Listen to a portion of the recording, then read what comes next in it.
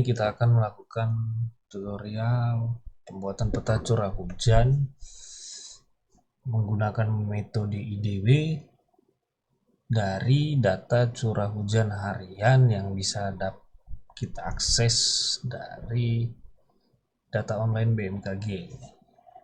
Oke, langsung saja kita masuk ke portalnya. Kita bisa masuk menggunakan akun yang kita sudah daftarkan sebelumnya. Jika teman-teman belum memiliki akun, bisa melakukan pendaftaran. Oke, karena saya sudah memiliki akun, kita masuk saja. Oke. Kemudian di tampilan beranda kita pilih data iklim, data harian. Kemudian di jenis stasiun kita pilih PT.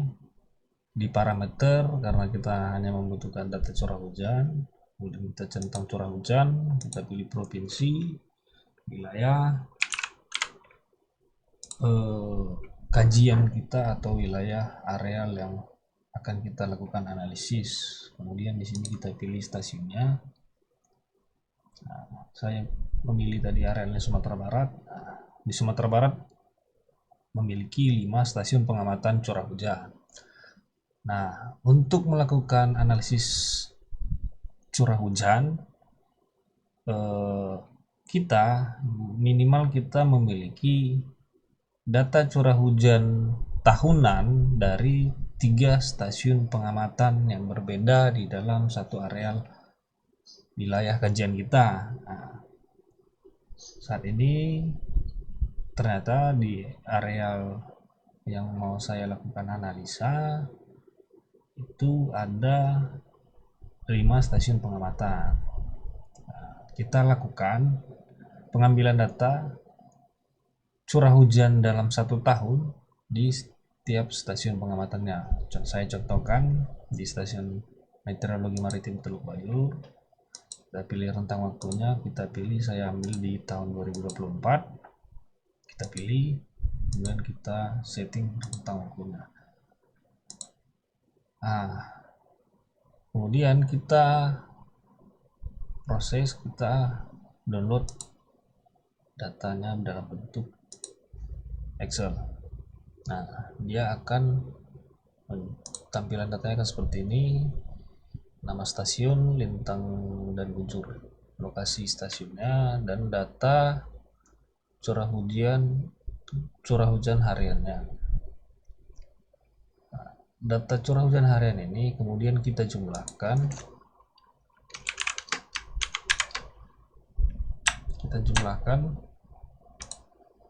untuk mendapatkan rata-rata curah hujan per bulannya. Ini dijumlahkan.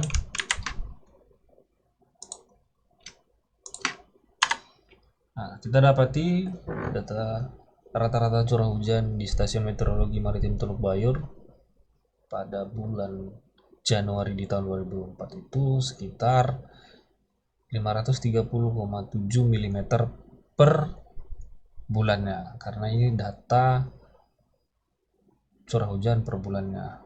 Kemudian kita lanjutkan pengambilan data di bulan Februari sampai Desember. Kita mengambil data dalam 1 tahun, rentang pengamatan 1 tahun di setiap stasiun pengamatannya. Di sini saya sudah merangkum. Saya mengambil data dari 5 stasiun pengamatan. Saya dapatkan hasilnya seperti ini. Kemudian dari setiap stasiun pengamatan tersebut saya totalkan jumlah rata-rata curah hujan bulanannya. Kemudian kita dapat di total ini. Oke. Kemudian kita masuk ke ArcGIS. Dari data Excel tadi kita akan mengubah atau memasukkan menjadi data spasial. Itu bisa kita lakukan dengan cara kita edit data isi, kemudian kita tadi saya simpan dia. kemudian XIE fieldnya ini kita pilih, kita sesuaikan dengan koordinat lintang dan bujur stasiun pengamatannya, kemudian di spatial referensinya kita gunakan WG 1984. Oke kan, nah, dia akan muncul seperti ini. Kemudian kita ekspor menjadi data save file. Kita lakukan ekspor data, klik kanan, data, ekspor data, kita pilih data curah hujan. Kita ekspor, kita masukkan. Oke, dia akan muncul atribut table seperti ini. Kemudian kita lanjutkan mengolah menjadi data curah hujan. Itu bisa menggunakan metode IDW. Kita pilih di Toolbox, kita pilih Spatial Analysis Tools, kemudian Interpolation, kemudian IDW. Nah, sebelumnya kita bisa memasukkan save file wilayah kajian kita, karena di sini wilayah kajian saya adalah Padang Pariaman. Kemudian kita lanjutkan lagi. Oke, kita masukkan di environment, raster analysis, kemudian di proses extensnya ini kita same as layer kabupaten. Oke, Z value nya total, udah kita oke.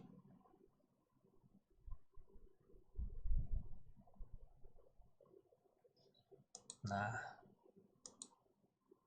hasil pengolahan raster data curah hujan menggunakan metode IDW, karena kita sudah tadi mengatur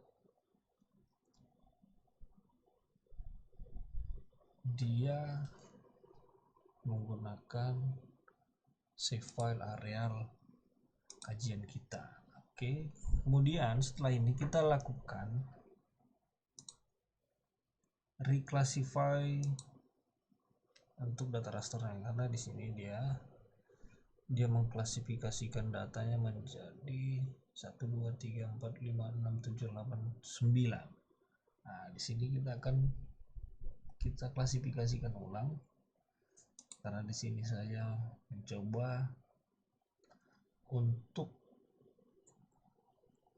mengklasifikasikan curah hujan berdasarkan jurnal ini, yang nantinya data curah hujan ini akan saya gunakan untuk melakukan analisis kerawanan bencana longsor, yang dimana curah hujan menjadi salah satu data yang digunakan untuk melakukan analisis curah hujan melakukan analisis peta kerawanan longsor. Oke, kita lakukan reclassify data raster yang sudah kita olah tadi.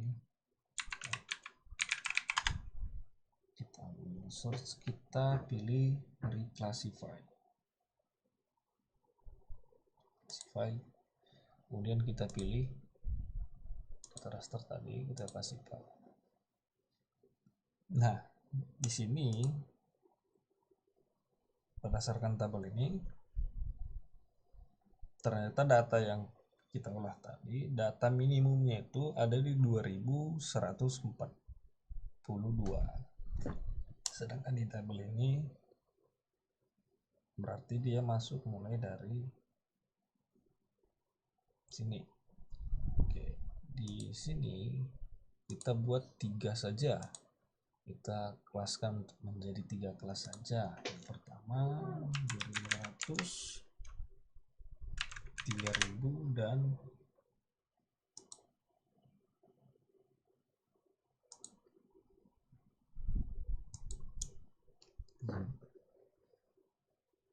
lebih besar dari 3000. Ini kita biarkan default saja.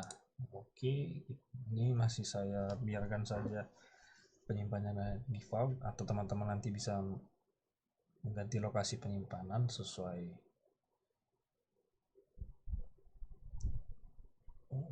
teman-teman saja.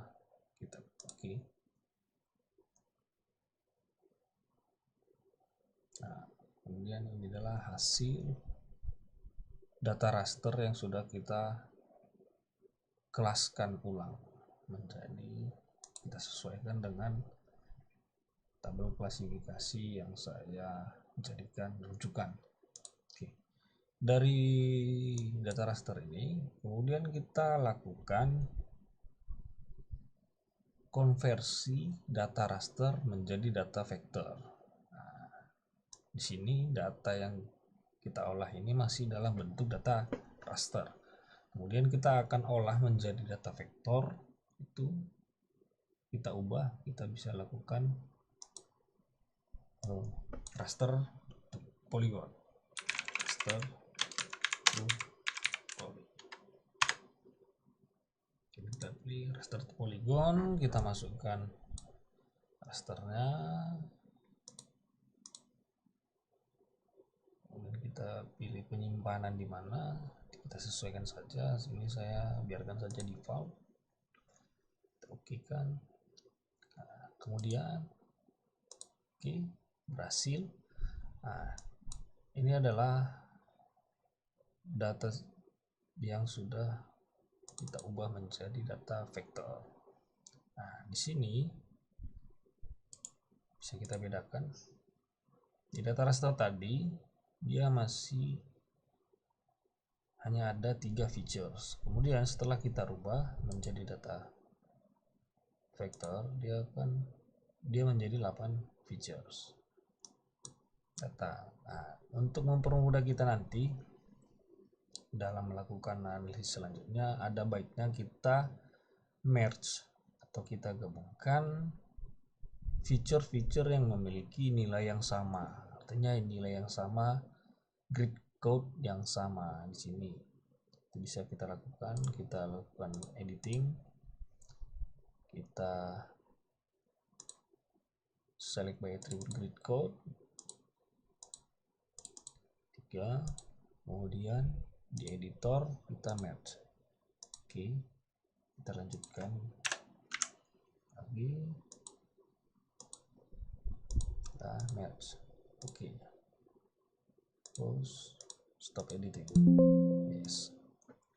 Oke, selanjutnya kita add field yang baru, yaitu kita bikin range, kemudian skor curah hujannya, kita skor curah hujan kita pilih double, dan bobot curah hujan itu double juga. Nah, skor dan curah hujan ini itu adalah kita isi ini, skor dan bobot curah hujan ini. Nah, tadi kita isi,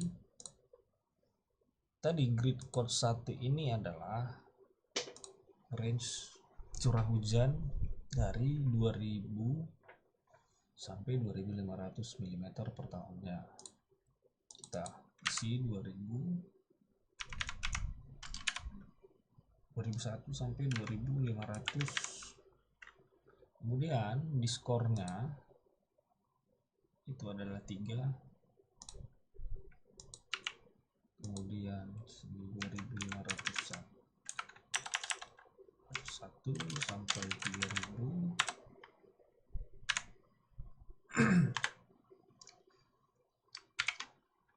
lebih dari 3000. Kemudian sini tadi kita lihat 345. Oke, ya 45. Kemudian di sini bobotnya 30%. Jadi kita isi menjadi Ini bisa kita isi secara otomatis, tidak perlu kita klik satu-satu. Ini bisa klik kanan di filenya, di kalkulator, kita tambahkan kutip 0,3. Oke, nah, dia akan terisi otomatis. Oke, kita stop editing, save, stop editing. Nah, kemudian simbologinya bisa kita ganti, kita sesuaikan simbologi, kategoris, value fieldnya kita ganti yang range. Oke, kita ganti warna, sesuaikan, kita play. Oke, kita sudah selesai melakukan analisis curah hujan menggunakan metode IDW.